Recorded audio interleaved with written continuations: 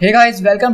Hey guys this is Speed Tiger and welcome back to another awesome series. और आज की series में हम बात करने वाले एक ऐसे कैरेक्टर के बारे में जिसके बारे में बहुत कम लोगों को पता है, लेकिन ये one of the most powerful character है मार्वल यूनिवर्स के अंदर। और बेसिकली इसका नाम है ब्लू मार्वल। तो जिनको इसका नाम या इसके बारे में कुछ भी पता होगा वो जानते हैं कि ये सीरीज़ कितनी ज़्यादा एक्साइटेड होने वाली है। और ये उन सुपर हीरो ओरिजिन स्टोरीज में एक स्टोरी है, जिस तरह कि हमने सेंट्री की स्टोरी देखी थी कि एक सुपर हीरो जो है बहुत पहले से काम कर रहा है, बहुत पहले से एग्जिस्ट कर रहा है, लेकिन उसके बारे में बहुत कम ही लोग जानते हैं और वो एक सीक्रेट की तरह है। तो ब्लू मार्वल भी एक ऐसा ही सुपर हीरो है जो कि बहुत ज़्यादा पावरफुल है और बहुत पहले से काम कर रहा है, लेकिन उसके बारे में हर किसी को नहीं पता है। तो हम जानेंगे कि ऐसा क्या हुआ था जो कि ब्लू मार्वल का नाम आज तक किसी ने नहीं सुना था और उसको दोबारा से मार्वल यूनिवर्स के अंदर इंट्रोड्यूस कराया गया है। सो गाइस, पहले मैं आपको बता दूं कि इस कॉमिक्स की जो टाइमलाइन है वो वर्ल्ड वॉर हल्क के इवेंट से पहले की है, लेकिन मैं इसको बाद में इसलिए शेयर कर रहा हूँ क्योंकि ये किसी और दूसरी सीरीज से डायरेक्टली लिंक नहीं करती है।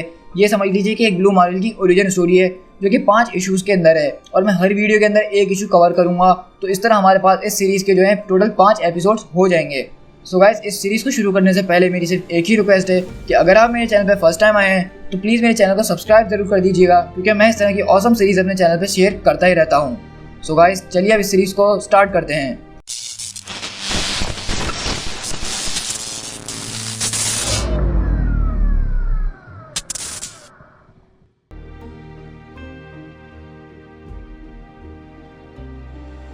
तो इस सीरीज से स्टार्ट होता है न्यूयॉर्क के इलाके मैनहट्टन से, जहाँ पे हम देखते हैं कि न्यूज़ रिपोर्टिंग हो रही होती है और वो रेडियो बता रही होती है कि जैसा कि आप हमें लाइव देख रहे हैं कि एक अनआइडेंटिफाइड सुपर विलन ने इस सिटी के ऊपर अटैक कर दिया है। शील्ड ने जो है टोटल ऑर्डर दे चुके हैं कि हर कोई मैनहट्टन को खाली कर दे। जैसा कि हम देख सकते हैं कि अवेंजर्स उस अननोन थ्रेट से लड़ने की भरपूर कोशिश कर रहे हैं, लेकिन अभी तक हमें अपने हीरोज़ के पास से कोई खबर नहीं मिली है। हम करीब जाके आपको वहाँ का अच्छा नज़ारा दिखाने की कोशिश करेंगे कि इस वक्त वहाँ पर क्या चल रहा है। और हम देखते हैं वहाँ का जब नज़ारा, तो वहाँ पे Wasp, Wonder Man, Iron Man, Miss Marvel, Yellow Jacket, Black Widow, मतलब माइटी एवेंजर्स की जो टीम होती है उनकी छुट्टी हो चुकी होती है। उनकी हालत देख के ऐसा लग रहा होता है कि जिस किसी से भी वो लड़ रहे थे वो इनका बाप निकला।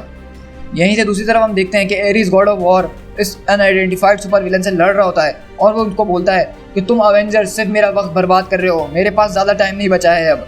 तो वहीं पे सेंट्री बोलता है कि हम तो तुम्हारे टेरर से इन लोगों की जान बचा रहे हैं और तुम इसको वेस्ट ऑफ टाइम कह रहे हो, तुम एक मर्डरर हो और चाहे कुछ भी हो जाए हम तुम्हें गिरा कर रहेंगे। लेकिन हम देखते हैं जैसे ही सेंट्री जो है उसकी तरफ एक मुक्का मारता है तो वो मुक्का उसका एक हाथ से रोक लेता है और बोलता है कि बस बहुत हो गया, तुम लोग के ऊपर मुझे दया आती है तो तुम लोग वो चीज़ नहीं देख सकते हो जो तोहफा मैं इस मैन काइंड के लिए लेकर आया हूँ। मैं तोहफा लेकर आया हूँ वननेस का। मैं चाहता हूँ कि आपसे हर कोई बराबर हो और ये वो तोहफा है जो कि सिर्फ एक गॉड ही दे सकता है इंसान को, और वो भी सिर्फ एक पैराडाइज के अंदर, यानी जन्नत के अंदर। तो वो बोलता है कि जन्नत, ये गॉड ऑफ वॉर तुम्हें बताएगा जन्नत का रास्ता, लेकिन टार्टरस के दरवाजों के जरिए। तो वहीं पे हम देखते हैं एरिस जो है उसकी तरफ कूदता है मारने के लिए, लेकिन वो उसका अटैक रोकते हुए बोलता है कि तुम अपने आप को एक गॉड कहते हो ना, लेकिन मैं हूँ एम्बॉडीमेंट ऑफ पावर, लेकिन मैं भी अपने आप को गॉड नहीं बुलाता हूँ। तो वहीं पर आयरन मैन आता है और बोलता है कि आखिरकार तुम हो कौन और तुम्हें हमसे चाहिए क्या। मैं इस प्लेनेट के लिए एक वो चीज़ लेकर आया हूँ जिसको इसकी सबसे ज़्यादा ज़रूरत है और वो है निजात। मैं तुम सबको यहाँ पे निजात और मुक्ति दिलाने के लिए आया हूँ। तो आयरन मैन बोलता है कि तुम बिल्कुल पागल हो चुके हो। तो वो बोलता है कि फूल, जब ब्लू मार्वल मेरा कुछ नहीं बिगाड़ सका तो तुम्हारे पास क्या चांस है। लेकिन अगली पल हम देखते हैं कि उसको कुछ होने लग जाता है और वो डिसइंटीग्रेट होना शुरू हो जाता है और बोलता है कि मेरा टाइम पूरा हो गया है। लेकिन ये बात याद रखना एवेंजर्स कि तुमने आज कुछ भी नहीं जीता है, तुम लोग सिर्फ हारे हो, तुम कुछ नहीं जीते। तो वहीं पे हम देखते हैं वो जो बाकी के एवेंजर्स है वो खड़े होते हैं और मिस मार्वल वगैरह पूछती हैं क्या वो सच में यहाँ से चले गया है। तो सेंट्री बोलता है कि आयरन मैन, मैंने इससे पहले किसी को इतना ज़्यादा पावरफुल नहीं देखा, ये वाकई में बहुत पावरफुल था। तो येलो जैकेट बोलता है कि आखिरकार ये था कौन। तो आयरन मैन बोलता है कि मुझे इस बारे में कोई आइडिया नहीं है, लेकिन हमें जल्द से जल्द पता लगाना होगा इससे पहले कि ये वापसी लौट कर आए। फिर हम यहाँ से शिफ्ट होते हैं जून 4, 1962। तो ये एक फ्लैशबैक है और ये बहुत इंपॉर्टेंट है। तो हम बेसिकली देखते हैं कि जो विलन होता है उसका नाम एंटी मैन होता है, क्योंकि उससे जो दूसरा आदमी लड़ रहा होता है वो ब्लू मार्वल होता है और बोलता है कि एंटी मैन, तुम ऐसा नहीं कर सकते हो, मैं तुम्हें ऐसा करने नहीं दूंगा। तो वो बोलता है कि तुम्हें मेरी बात समझनी होगी, अब सिर्फ एक यही रास्ता रही है, तुम मुझ पर भरोसा रखो।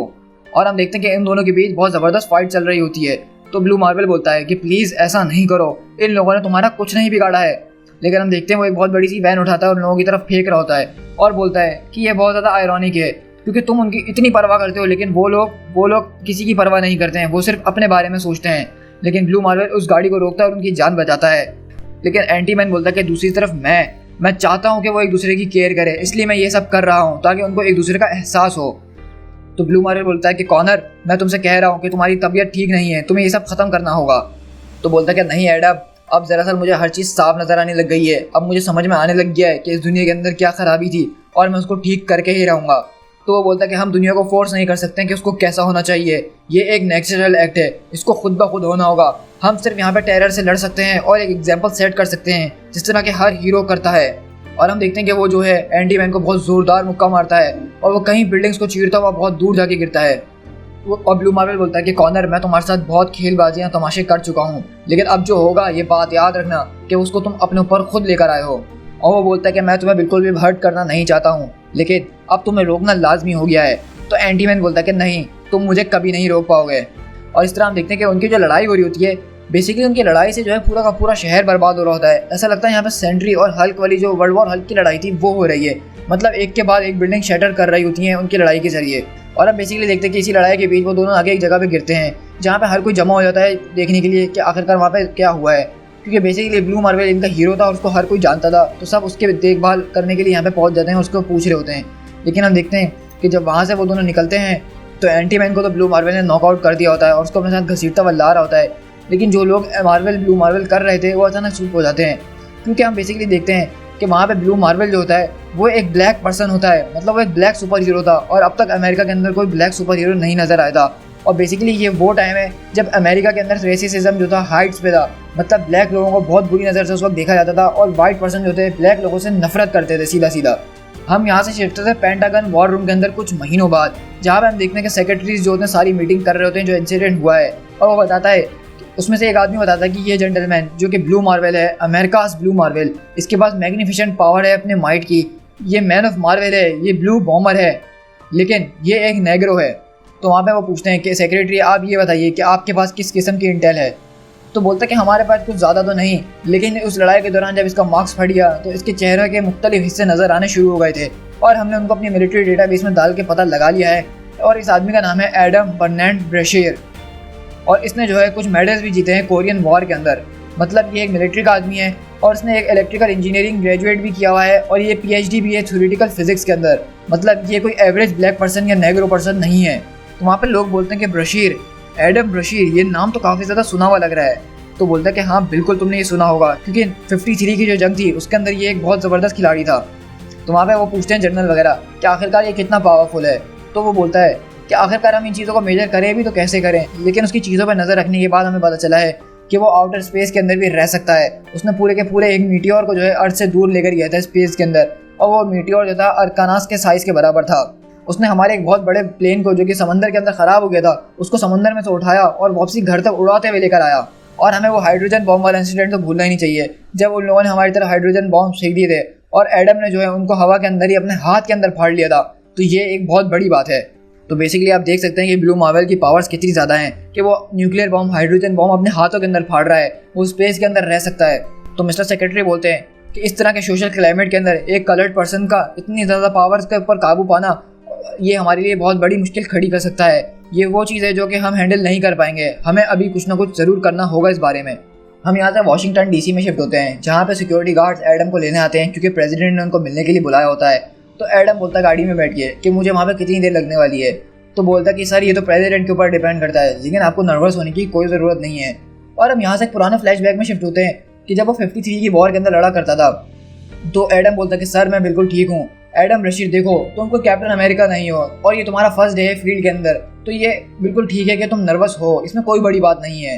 लेकिन हम देखते हैं कि जब वो ये सब बातें कर ही रहे होते हैं तो अचानक उनकी गाड़ी के ऊपर आके कोई हमला कर देता है और वो सारे लोग इधर से उधर बिखर जाते हैं। लेकिन एडम जो होता है थोड़ी सही हालत में होता है और अपने सार्जेंट से पूछता है क्या आप मुझे सुन सकते हैं कॉर्नर, क्या आप मेरी बात सुन सकते हैं। लेकिन हम दूसरी तरफ देखते हैं कि सारे लोग उनके ऊपर आके हमला कर देते हैं। लेकिन एडम जो था एक बहुत बहादुर और ज़बरदस्त सोल्जर था, उसने अपनी एक ही पिस्टल से सबसे निपटा और सीधा फिर अपने दोस्त के पास गया और बोलने लगा कि कॉर्नर क्या तुम खड़े हो सकते हो।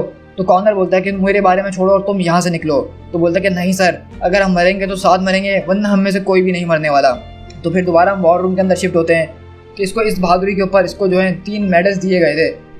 तो उसमें से एक आदमी बोलता है कि ये कोई बहुत बड़ी बात नहीं है क्योंकि हम अपने हर सोल्जर को सिखा देंगे गोली किस तरह चलानी है, उसने सिर्फ गोली ही चलाई है। तो वहाँ पे दूसरे लोग बोलते हैं कि नहीं जनरल, ये ऐसा नहीं है। बशीर ने हमारे 3 आदमियों को अपनी गोद में उठाया और एक वार जोन के अंदर से निकालते हुए सेफ्टी तक लेकर आया। ये एक बहुत बड़ी बात है। क्या आपका हर सोल्जर ये काम कर सकता है?